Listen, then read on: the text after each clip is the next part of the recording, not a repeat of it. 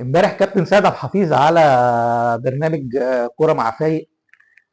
روق الكابتن احمد الخضري. هو بصراحه ما روقش احمد الخضري بس يعني بتاع الدوري موجه. روق مدحت العدل اللي كان كاتب منظومه فاسده وتحكيم فاسد على التويتر. روق الكابتن ميدو اللي برضه كتب على تويتر.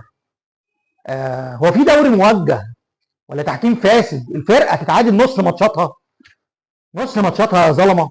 ده انتوا كسبانين البنك الاهلي بفضيحه بتاعت الكابتن محمد عادل.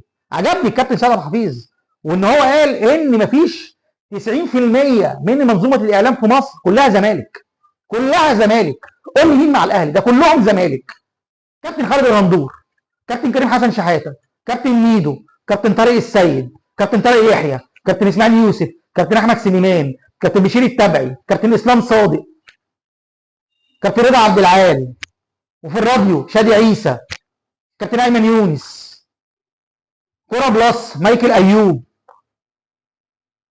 بره مصر احمد الطيب، هيثم فاروق. كل دول كتاباتهم وتويتاتهم وبوستاتهم على الفيسبوك انتقاد للاهلي وانتقاد لمنظومه التحكيم. ما بيدعموش الزمالك. انتوا عارفين الزمالك يا جماعه تاني سنه بيلعب كونفدراليه. انتوا مش مكسوفين على نفسكم؟